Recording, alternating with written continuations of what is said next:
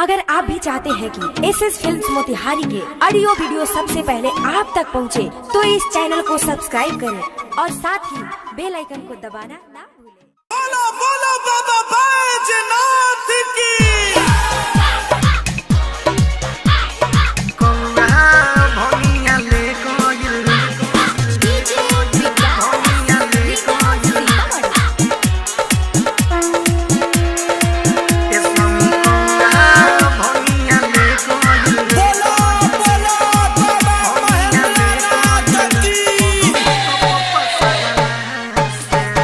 स्वामी कौआ भंगिया ले गइल पर्वत पपसरला से। स्वामी कौआ भंगिया ले गइल पर्वत पपसरला से।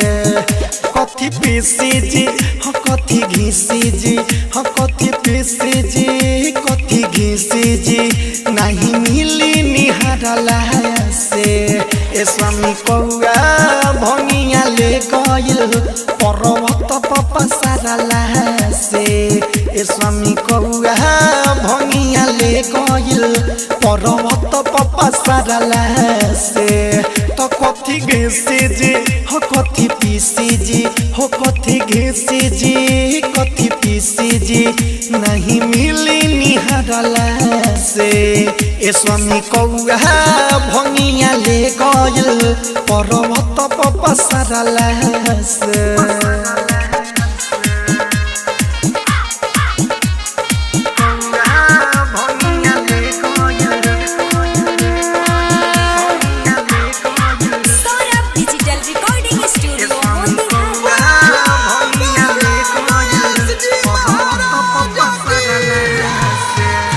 देवघर जाई न घुरी आई न सुनी भोला जी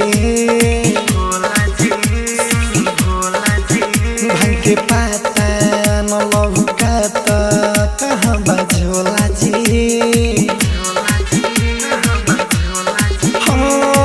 ढाबुर कमरिया सब भंगिया लेके आवत होई लेके आवत होई लेके आवत होई। तो देवघर जाई न घुरी आई सुनी भोला जी। तो भांग के पाता न लहुकाता कहाँ बझोला जी। राउर कोमरिया सब भंगिया लेके आवत होई लेके आवत होई लेके आवत होई। एही जानो मिली उहाँ जाके पिली गिराई न झगड़ला से। स्वामी कौआ भंगिया ले गइल पर्वत पपसरला से। स्वामी कौआ भंगिया ले गइल पर्वत पपसरला से।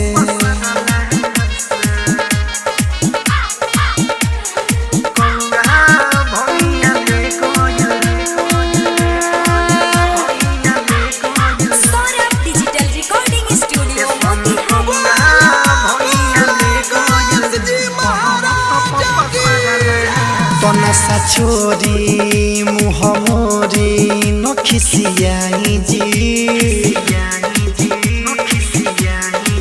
तो हलियाई रौआ खाई मेवा मलाई जी।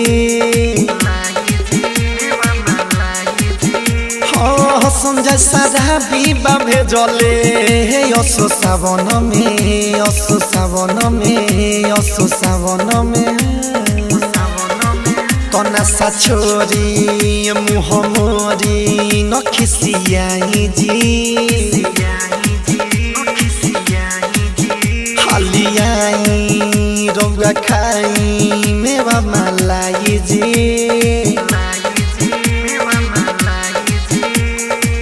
संजय सारा बीबा भेजले असो सावन में असो सावन में असो सावन में। सौरभ ये सवरिया रतन रतन से रहेगा जाके मारला से। स्वामी कौआ भंगिया ले गइल पर्वत पपसरला से। स्वामी कौआ पर्वत पपसरला से तो कथी घेसे जे हो कथी पीसी जी हो कथी घेसे जे कथी पीसी जी नहीं मिली निहारला से ए स्वामी कौआ भंगिया ले गयल पर्वत पपसरला से। Saurabh digital recording studio Delhi.